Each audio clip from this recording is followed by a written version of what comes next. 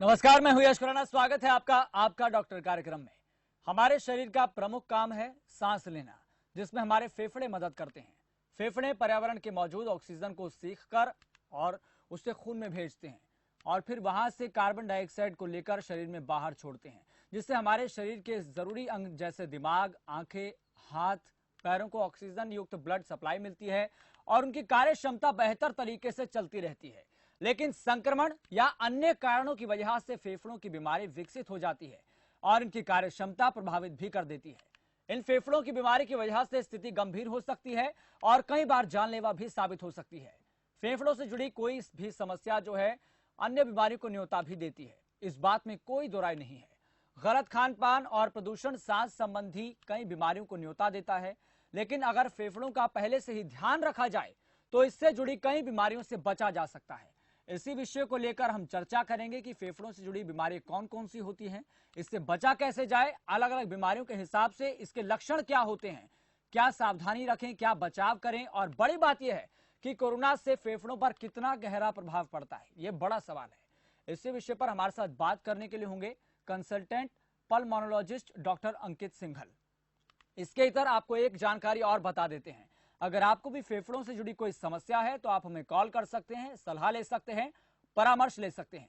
लगातार आपके TV screen पर नंबर फ्लैश होते रहेंगे, उन पर आप कॉल कीजिए, डॉक्टर से सीधे तौर पर सलाह लीजिए, परामर्श लीजिए। आपके जहन में कोई भी सवाल आता है, अगर फेफड़ों से जुड़ा हुआ है, उसके मुताल्लिक कोई सवाल है, जहन में सवाल दस्तक देता है, तो बेझिझक होकर आप हमसे सवाल पूछिए, सलाह देंगे, परामर्श भी ले सकते हैं। आपको बता दें कि हमारे साथ डॉक्टर अंकित सिंघल जुड़ चुके हैं। डॉक्टर साहब, सबसे पहले आपका बहुत बहुत स्वागत। नमस्ते सर। जी डॉक्टर साहब, आज का जो हमारा विषय है बहुत महत्वपूर्ण है, क्योंकि शरीर का एक प्रमुख अंग है, कार्बन डाइऑक्साइड बाहर छोड़ता है, मतलब बहुत सी चीज़ों को लेकर ये प्रक्रिया को आगे सुचारू रूप से चलाता है। लेकिन ऐसे में हम बात करना चाहते हैं इसमें तफसीलात से, ताकि लोगों तक, जनता तक सही तरीके से जानकारी पहुंच सके। हम सबसे पहले ये बात समझना चाहते हैं, क्योंकि आज हमने फेफड़ों का विषय लिया है कि इससे जुड़ी कौन कौन सी समस्याएं होती हैं। तो आपसे सबसे पहले यही सवाल है कि फेफड़ों से जुड़ी कौन कौन सी समस्याएं होती हैं, और वैज्ञानिक तौर पर हम देखें तो इसका संरचनात्मक जो ढांचा है वो किस तरीके का होता है। देखिए, फेफड़े हमारे शरीर का बहुत ही मुख्य अंग है। जी जैसे कि हार्ट है, दिल है, या हमारा दिमाग है ना। ऐसे ही जी फेफड़े हमारे शरीर का बहुत मुख्य अंग है, क्योंकि इससे हम सांस लेते हैं और उस सांस से हमें ऑक्सीजन मिलती है। और जो हमें सांस लेते हैं ऑक्सीजन अंदर मिलती है और कार्बन डाइऑक्साइड बाहर निकलती है। तो और फेफड़े हमारे शरीर में जो ऑक्सीजन और कार्बन डाइऑक्साइड है, इसको, ऑक्सीजन को लेते हैं, कार्बन डाइऑक्साइड निकालते हैं, इसकी एक प्रक्रिया को मेंटेन करते हैं, जिसकी वजह से ये बहुत ही मुख्य और बहुत ही महत्वपूर्ण अंग शरीर का माने जाते हैं। अब जहाँ तक फेफड़े की बीमारियों की बात है, फेफड़े में बहुत सारी बीमारियां होती हैं, जैसे कि ब्रोंकाइटिस, जो कि कभी कभी इन्फेक्शन से हो सकती है, जिसे एक्यूट ब्रोंकाइटिस कहते हैं, जी या एलर्जी से हो सकती है, जिसको एलर्जिक ब्रोंकाइटिस कहते हैं, या अस्थमा भी कहते हैं। और क्या कहते हैं, जो लोग बीड़ी सिगरेट पीते हैं उनको सीओपीडी कहते हैं, जिसमें लंग थोड़े आपके बड़े बड़े हो जाते हैं, सांस की नलियां में सूजन आ जाती है। उसके बाद एक आईएलडी होता है, इंटरस्टिशियल लंग डिजीज, जिसमें फेफड़े आपके सिकुड़ने लगते हैं। जी उसके बाद आपके फेफड़े में इन्फेक्शन हो सकता है, जिसे निमोनिया कहते हैं, और आपको कैंसर भी फेफड़े का हो सकता है। तो बहुत सारी बीमारियां, ये तो कुछ मुख्य बीमारियां हैं जो जी फेफड़े में जनरली देखने को मिलती हैं। इसके अलावा फेफड़ों की झिल्ली में पानी भर जाता है, जिसे प्लूरल एफ्यूजन कहते हैं। जी और उसके अलावा भी बहुत सारी बीमारियां होती हैं, क्योंकि फेफड़े हमारे डायरेक्ट एयर के कांटेक्ट में होते हैं। और फेफड़ों की बीमारियां जो होती हैं सबसे जल्दी फैलती हैं, जैसे टीबी। अगर टीबी के पेशेंट के आप संपर्क में आते हैं तो आपको टीबी होने के चांसेस बढ़ जाते हैं। जी जैसे कि आजकल कोरोना चल रहा है, जी जिसमें ड्रॉपलेट इन्फेक्शन होता है, तो वो मेनली सबसे पहले जो इन्फेक्शन ड्रॉपलेट होता है, उससे बाद में फेफड़ा ही इन्वॉल्व होता है जी कोरोना में। जी डॉक्टर साहब, आपने बताया कोरोना का, आपने जिक्र किया, क्योंकि कोरोना का दौर चल रहा है, ऐसे में आपसे ये सवाल जहन में आया है कि आखिरकार कोरोना का इन फेफड़ों पर कितना गहरा असर पड़ता है। देखिए, कोरोना जनरली फेफड़ों पे सभी लोगों में असर नहीं करता है।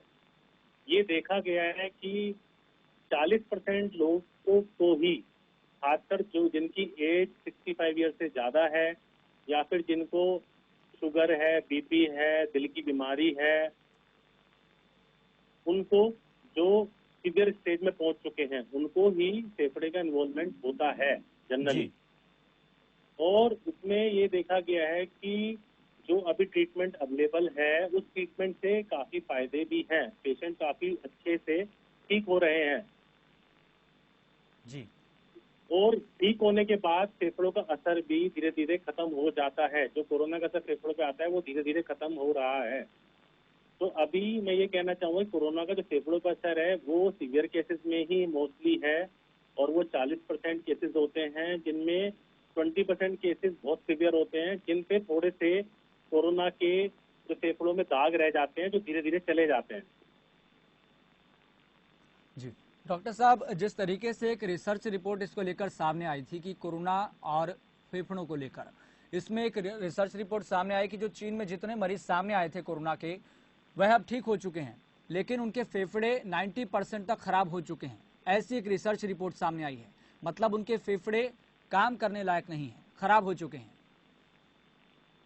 हाँ जी सर, ये रिसर्च सही है, लेकिन ये रिसर्च वेरी करती हैं ज्योग्राफिकल एरिया, जैसे यूएस, यूके, इधर एशियन कंट्रीज, और बाय ज्योग्राफिकल एरिया जो वेरिएशन होते हैं, जिसकी वजह से वेरी करती है। जी हम लोग भी बहुत कोरोना पेशेंट ट्रीट करते हैं, और जब पेशेंट सीवियर स्टेज में आता है तो बहुत सारे पेशेंट का मोर 70-80-90% फेफड़ा इन्वॉल्व होता है। जी लेकिन अगर राइट टाइम पे उनको सही ट्रीटमेंट मिल जाए, जैसे कि हम लोग भी दे रहे हैं और हमारे पेशेंट रिकवर हो रहे हैं, तो मोस्टली पेशेंट रिकवर हो जाते हैं। जी रिकवरी के बाद थोड़े से उन फेफड़ों में दाग रह जाते हैं, जो धीरे धीरे ही रिकवर होते हैं। डॉक्टर साहब, इस बीच हमारे साथ एक दर्शक जुड़ चुके हैं, उनका हम सवाल ले लेते हैं। आशीष जुड़ गए हैं हमारे साथ छपरा से। आशीष, आपका बहुत बहुत स्वागत, और विषय से जुड़ा हुआ आपका सवाल क्या है? मैं जस्ट पूछना चाहता हूँ कि जैसे हम वॉकिंग करते हैं या फिर लंबे समय तक दौड़ते हैं जी और थोड़ा रेस्पिरेशन प्रॉब्लम होती है, जो सांस की जो थोड़ी सांस मतलब थोड़ा ज्यादा होता है, तो मतलब पल्मोनरी का मतलब कितना इफेक्ट होता है, पल्मोनरी मतलब कितने हमारे लिए उसमें बेनिफिट सकती है? हेलो सर, थोड़ा सा रिपीट करेंगे क्वेश्चन को, क्लियर नहीं हो पाया पूरी तरीके से। नहीं डॉक्टर साहब, मैं पूछना चाहता हूँ, हम सुबह के टाइम जैसे वॉकिंग करते हैं, रनिंग करते हैं, तो थोड़ा जल्दी ही हमें जो रेस्पिरेशन प्रॉब्लम हो जाती है, सांस में मतलब बहुत अधिक चढ़ने लगता है, तो इसमें मतलब सर इसमें क्या फेफड़ों से कितना रिलेटेड हो जाए सर ये?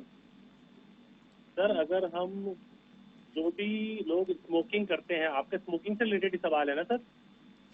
जी सर। हेलो, हाँ हाँ सर, रनिंग वॉकिंग जी।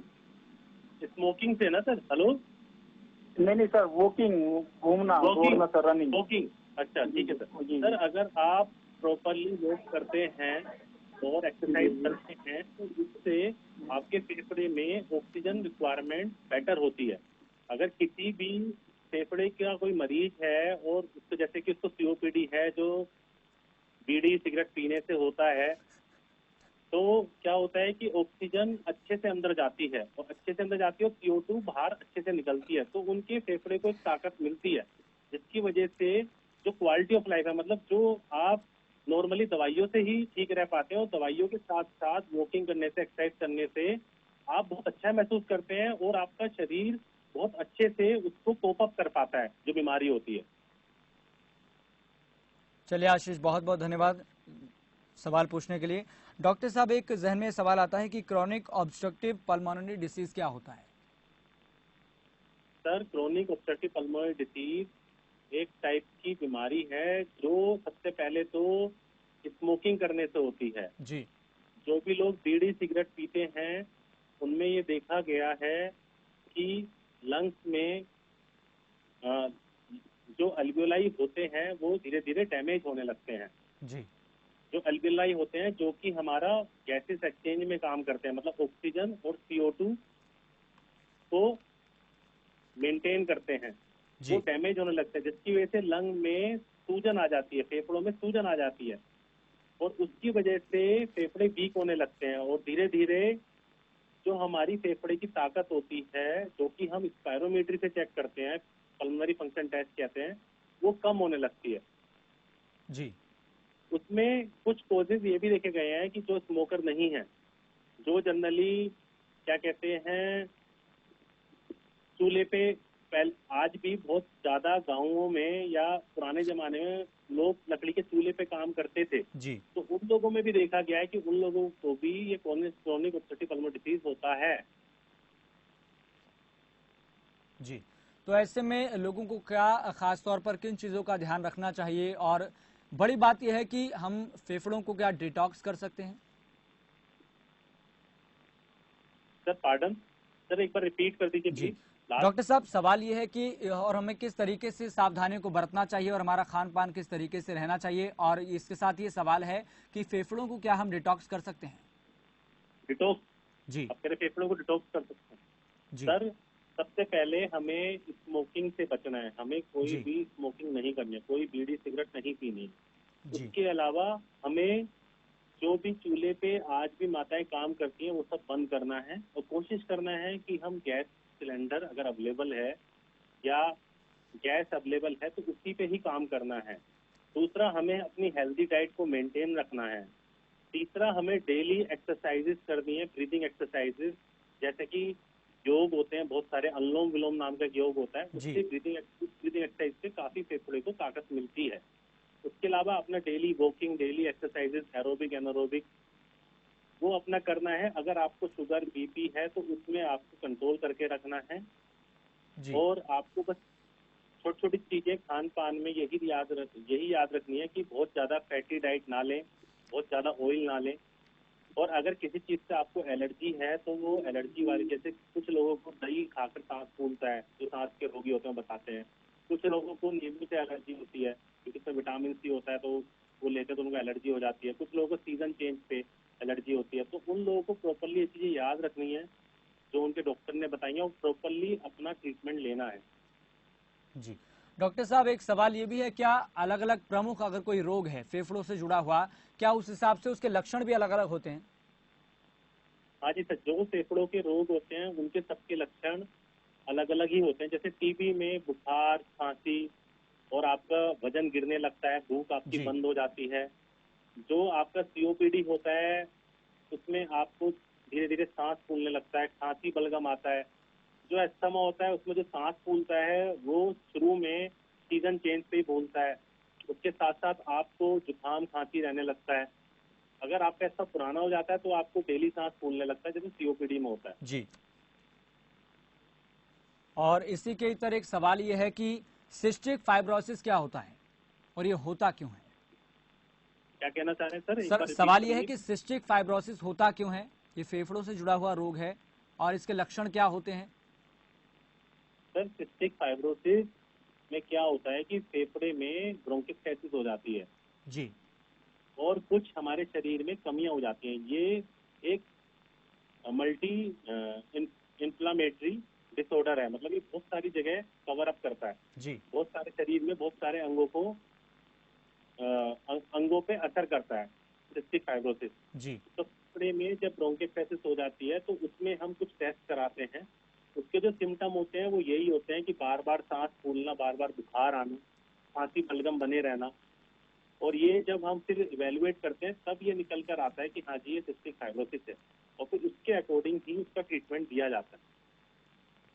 डॉक्टर साहब, क्या अलग अलग रोग के हिसाब से अलग अलग टेस्ट भी होते हैं? अगर जैसे हम उदाहरण के तौर पर यही लेते हैं सिस्टिक फाइब्रोसिस, क्या इसका अलग से कोई टेस्ट कराना होता है? हाँ जी सर, जो भी अलग अलग रोग होते हैं सबके लिए अलग अलग टेस्ट होते हैं। जैसे टीबी है, टीबी के लिए बलगम सबसे पहले होता है।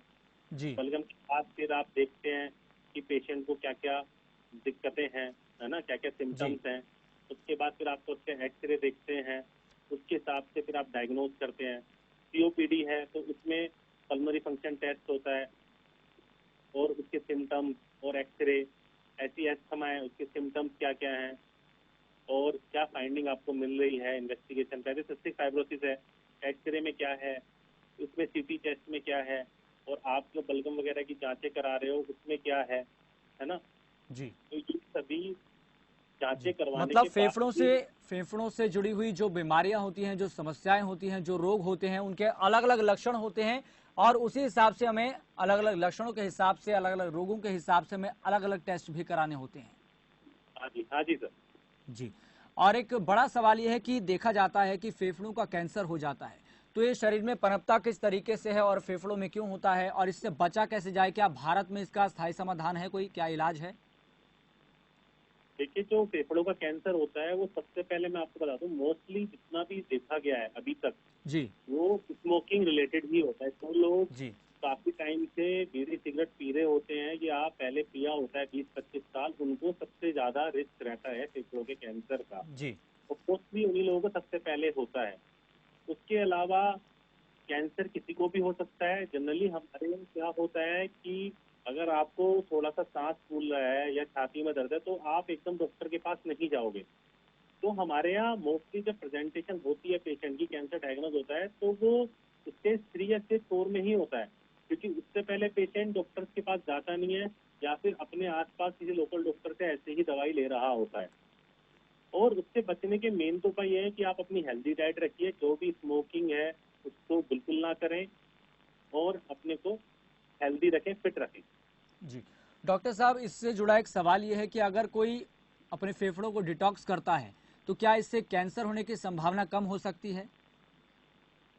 सर, फेफड़ों को डिटॉक्स तो अगर आप अपने आप को हेल्दी रखते हैं, रोज ब्रीदिंग एक्सरसाइज करते हैं, तो उसी से आपके फेफड़े सही रहते हैं। और अगर फेफड़े सही हैं तो कैंसर क्या सभी चीजों की संभावनाएं काफी कम हो जाती हैं।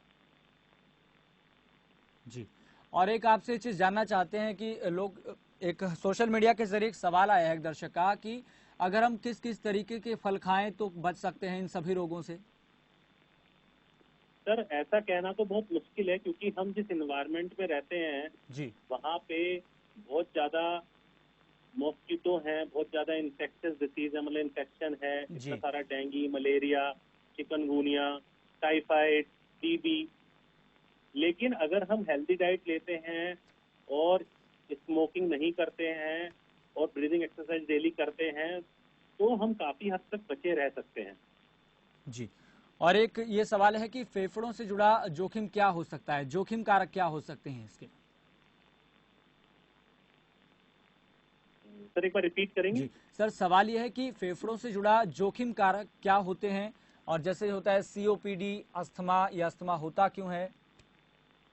सर, जो फेफड़ों से जुड़े जितने भी बीमारियां हैं, जी जैसे मैंने अभी आपको पहले भी बताया था कि सीओपीडी तो मेनली स्मोकिंग से होता है, या फिर जी नॉन स्मोकिंग सीओपीडी भी बहुत जगह देखा गया है, जो कि जनरली जो लोग पहले चूल्हे में काम करते थे उनको हो जाता है, या फिर किसी को टीबी हुई है, टीबी की वजह से फेफड़ों में बहुत डैमेज हो चुका है, उसके बाद भी पोस्ट टीबी कई बार ऑब्स्ट्रक्टिव एयरवे डिसीज हो जाती है।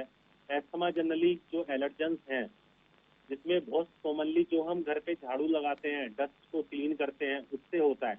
जो हाउस डस्ट माइट है वो सबसे कॉमन एलर्जन है जो इंडिया में अभी तक देखा गया है एस्थमा के लिए, एलर्जी के लिए। जी और इंटरस्टिशियल लंग डिसीजेज हैं जो अपनी इम्यूनिटी की वजह से हो जाती हैं, ऑटोम्यून डिसीज होती हैं मोस्टली, जिनका कोई कारण नहीं होता। उसके अलावा कैंसर हैं जो स्मोकिंग रिलेटेड भी होते हैं और नॉन स्मोकिंग रिलेटेड भी होते हैं। तो हर बीमारी का अपना मोस्टली अलग एटियोलॉजी होता है, मतलब कारण होता है, जो जी काफी हद तक आप पता कर सकते हो। कुछ स्थिति में आपको वो पता नहीं चल सकता क्योंकि उसका अभी तक कोई भी कारण पता नहीं है। जी। डॉक्टर साहब, अगर कोई ज्यादा सीढ़ियां चढ़ता है, उसको जल्दी सांस चढ़ जाती है, तो इससे क्या समझा जाए कि शरीर में कमी है? देखिए, सीढ़ी चढ़ने में अगर आप 3 फ्लोर चढ़ जाते हैं जी तो 3 फ्लोर चढ़ने के बाद तो नॉर्मली सभी लोगों का सांस थोड़ा थोड़ा फूल जाता है। जी बट अगर किसी को 2, 3, 4 सीढ़ी चढ़ने के बाद या एक जीना जिसमें 7 से 10 सीढ़ियों चढ़ने का सांस फूलता है, तो उसको अपना हार्ट और लंग दोनों चेक कराने चाहिए। जी। और एक ये है कि हम टेस्ट के बारे में बता रहे थे कि जिस तरीके से अगर कोई किसी को कॉमन रोग है फेफड़े से जुड़ा हुआ, तो उसको कौन कौन से टेस्ट कराने चाहिए और इसका बाजार में रेट क्या है और कितने का टेस्ट कराना चाहिए, ये कितने का होता है? देखिए, अगर किसी को फेफड़ों से जुड़ी हुई कोई संबंधित प्रॉब्लम है तो उसको सबसे पहले अपने डॉक्टर से कंसल्ट करना चाहिए। जी एकदम टेस्ट के लिए नहीं जाना चाहिए, क्योंकि कई बार आप लैब पर जाते हो, बोलते हो कि हमें ये टेस्ट कराने हैं, और आप कुछ टेस्ट ऐसे करा लेते हो जिनकी रिक्वायरमेंट होती नहीं है। जी क्योंकि फेफड़ों के लिए बहुत सिर्फ एक स्पायरोमीट्री होता है और एक्सरे होता है जो बहुत ही मिनिमल कॉस्टिंग होते हैं। आज के टाइम में कॉस्टिंग बहुत ज़्यादा नहीं है, और उसके ऊपर के जो टेस्ट होते हैं वो तभी होते हैं अगर आपके फेफड़े में कोई दिक्कत है, तब उसमें ब्रोंकोस्कोपी होता है, एंडोब्रोंकल अल्ट्रासाउंड होता है, और भी बड़े बड़े टेस्ट होते हैं जिनका मैं नाम जी नहीं लेना चाहता। जी डॉक्टर साहब। बट जी आपको कॉमनली पहले अपने डॉक्टर से मिलना है, उसके बाद ही आपको आगे डिसाइड करना है, जो भी आपके डॉक्टर ने प्रिस्क्राइब किया है वही जी टेस्ट करें। जी डॉक्टर साहब, एक सोशल मीडिया के जरिए एक दर्शक हमारे साथ सवाल पूछ रहे हैं कि आखिरकार फेफड़ों में सूजन क्यों आ जाती है। सर, फेफड़ों में जो फ्यूजन आता है उसमें बहुत सारे कोजेज होते हैं, जिसमें सबसे कॉमन जो इंडिया में हमारे देश में देखा जाता है वो टीबी है।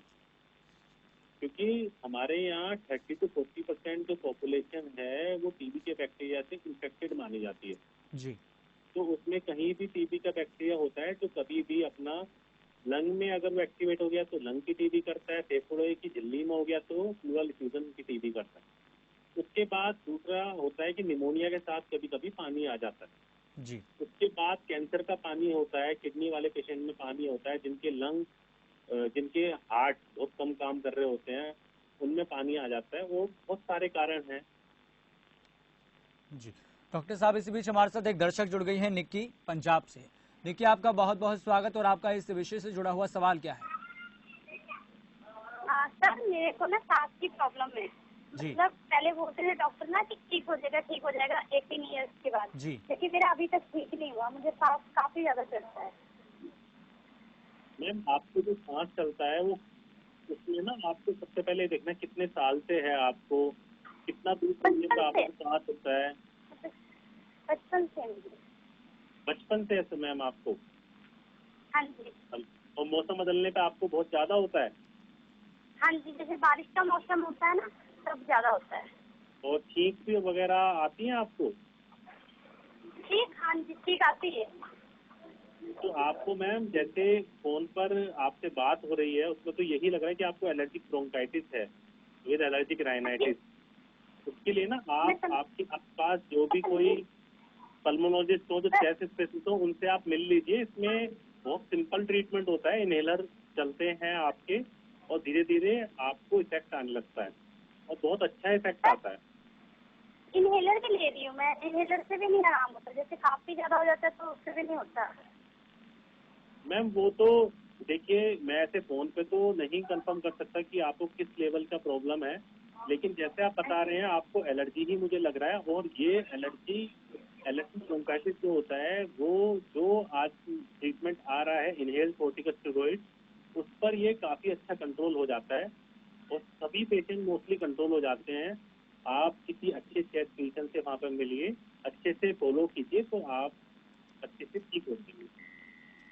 चलिए निक्की, बहुत बहुत धन्यवाद सवाल पूछने के लिए। डॉक्टर साहब, एक बड़ा सवाल यह है कि फेफड़ों का जब ट्रांसप्लांट होता है तो क्या कितना खतरा रहता है इस बात का, और कितना सही रहता है ट्रांसप्लांट कराना। देखिए, फेफड़ों का ट्रांसप्लांट जो होता है ये बहुत बड़ा प्रोसीजर है। जी इसमें कॉम्प्लिकेशंस भी बहुत होते हैं, लाइफ का रिस्क भी बहुत ज्यादा होता है जी और कॉस्ट भी बहुत ज्यादा है। जब कोई भी बीमारी इस हद तक बिगड़ जाती है कि अब वो ठीक नहीं हो सकती, उसी कंडीशन में ये फेफड़ों का ट्रांसप्लांट होता है। और ट्रांसप्लांट होने के बाद भी 1 से 2 साल में बीच बीच में रिजेक्शन हो सकता है। मतलब जो आपने फेफड़ा लगाया है वो शरीर आप उसको रिजेक्ट कर सकता है, इन्फेक्शंस आपको हो सकते हैं। जी तो ये कितना कितना जोखिम भरा रहता है डॉक्टर साहब, ये क्या इसमें कोई चांस रहता है कि व्यक्ति बच जाएगा या फिर नहीं बच पाएगा। फेफड़े के जो ट्रांसप्लांट होता है जो अभी इंडिया में सबसे ज्यादा हुए हैं अभी तक, वो अपोलो चेन्नई में हुए हैं जी और उनका रिजल्ट काफी अच्छा है ओवरऑल। तो मैं कहता हूँ ट्रांसप्लांट सक्सेसफुल है, लेकिन ये डिपेंड करता है कि आपका किस लेवल पे ट्रांसप्लांट हुआ है, आपको क्या बीमारी थी, आपकी एज क्या है और आपकी टीम क्या है जो ट्रांसप्लांट कर रही है। जी चलिए डॉक्टर साहब, इस बीच हमारे साथ एक दर्शक जुड़ गए हैं, संजीव हरियाणा से। संजीव, आपका बहुत बहुत स्वागत, और आपका सवाल क्या है। हेलो जी संजीव जी, आवाज सुन पा रहे हैं आप हमारी। हाँ जी हाँ जी हाँ जी, सुन रहे हैं आपका जी। सवाल क्या है। सवाल ये है कि थोड़ा सा काम करने के बाद सांस फूल जाता है, किसकी वजह से? कितनी दूर चलने के बाद सर सांस फूलता है आपका? बस थोड़ी सी कुछ कदम आगे चलते हैं, कुछ काम करते हैं, इसके बाद सांस फूल जाता है। तो सर आप कोई दवाई ले रहे हैं या कोई आपको बीमारी पहले डायग्नोस हुई है आपको? नहीं, कुछ बीमारी नहीं, हल्का सा बीपी रहता है, उसकी टेबलेट लेते हैं। पैरों में सूजन तो नहीं आती सर आपको? नहीं, सूजन नहीं आती। बस बीपी है, शुगर वगैरह कुछ भी नहीं है? ना जी, बीपी ऑन। मौसम बदलने पे आपको बार बार सांस तो नहीं फूलता सर? नहीं, कुछ नहीं है जी, थोड़ी सी कदम चलते हैं, सांस फूल जाता है, फिर बैठना पड़ता है। सूखी खांसी तो नहीं है आपको सर? नहीं, खांसी नहीं है। सर आपको एक बार अपने जो भी आपके घर के आसपास कंसल्टेंट चेस्ट फिजिशियन हो उनको आपको दिखाना है, क्योंकि ये बहुत सारी चीजों से हो सकता है, और एक कार्डियोलॉजिस्ट को दिखाना है। एक बार अच्छा, हार्ट ये का आपका हार्ट वैल्यूएशन होगा और एक बार लंग का आपका वैल्यूएशन होगा, तभी हम कुछ बता पाएंगे। ठीक है जी, ओके। चलिए संजीव जी, बहुत बहुत धन्यवाद सवाल पूछने के लिए। डॉक्टर साहब आपका भी बहुत बहुत धन्यवाद जुड़ने के लिए, तमाम दर्शकों के जवाब देने के लिए, और उम्मीद है कि सभी दर्शकों को संतोषजनक उत्तर मिले होंगे। फिलहाल इतना ही, मुझे दीजिए इजाजत और देखते रहिए खबर फास्ट।